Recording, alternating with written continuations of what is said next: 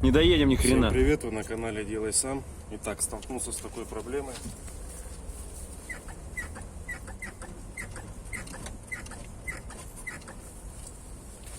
Скажу вам одно, что это еще цветочки. Я уже смазал ВД-40, множество шаровых. Проблема в пыльниках. Года дают о себе знать, не стоит волноваться.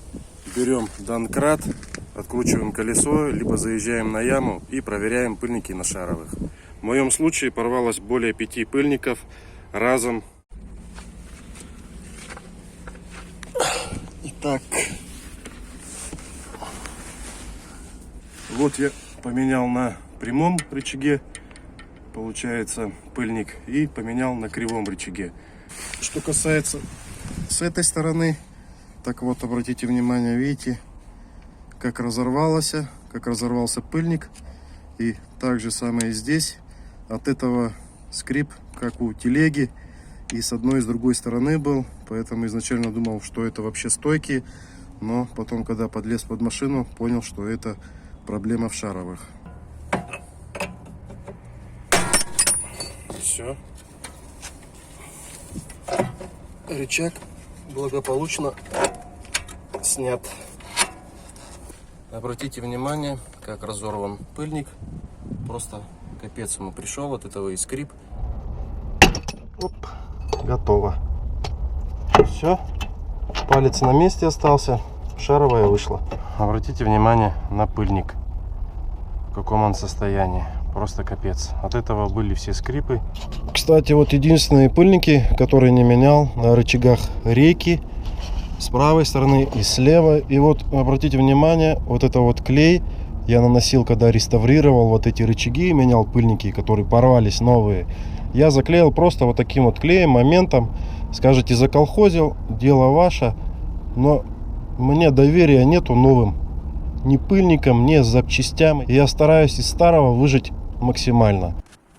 Вот так вот, видите, выглядят микротрещины эти. Я их обезжириваю растворителем обычным. И прохожу клеем вот этим, секунда, резиновым. Посмотрим, что из этого получится. Так же самое сделал я с вот этой стороны. Вот, видите, также сейчас тоже проклеил его. Вот, ну, он еще поживет, как и пожил эти 2,5 года. Поэтому, ребята, можете тоже так же сделать, как и я. Советую, проверено временем. Уверен, что вот этот клей выдержит больше, чем вот эти пыльники. Но время покажет, поживем, увидим. Кстати, это вот пыльник я менял. Ребята, вот вам и говно магазинное. 2 года и все. Вот видите, новое кольцо. Родные колечки стоят другие, вот такие вот. А это вот новый мененный пыльник.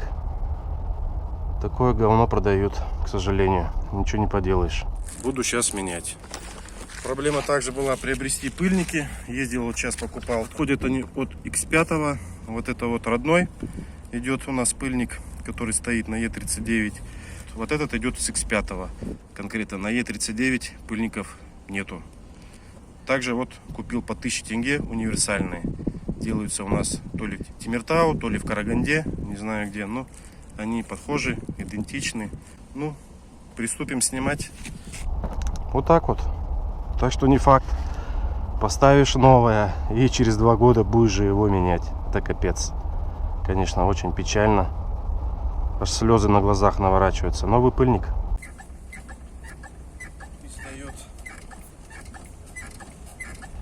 Рычаг снять и вам показать. Поэтому обязательно лайк и подписка, ребята. Очень тяжело снимать вам, показывать и заодно работать. Нелегкий труд. Так.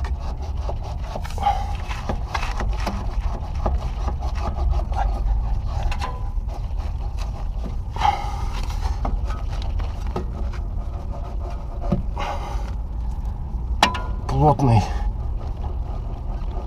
сайлентблок получился. Немножко можно было его сточить еще.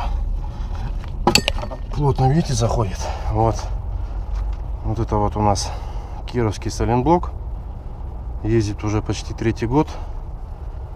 Но шаровая здесь не реставрированная. Я реставрировал тот прямой рычаг. Получается, заливал ее заново. Смотрите также на канале. А здесь я делал кривой рычаг. Вот тоже 3-й год уже будет. Скажу, что по истечению этого срока ту шару уже я снимал. Менял тоже пыльник. И вот она также там ходит. То есть, ну, легко ходит, но не стучит, самое главное. И вот этот легкий ход еще много-много лет может ездить. Поэтому время покажет. Ну, 3-й год пошел, пока полет нормальный. Так что можно реставрировать смело, если у вас рычаги в порядке. Вот, что шаровую, что сайлентблок. На личном опыте вот езжу, и никаких проблем.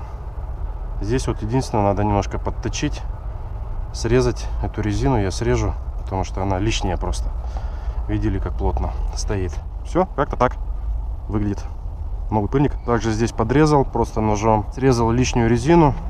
Сейчас смажу ВДшкой и буду ставить на место.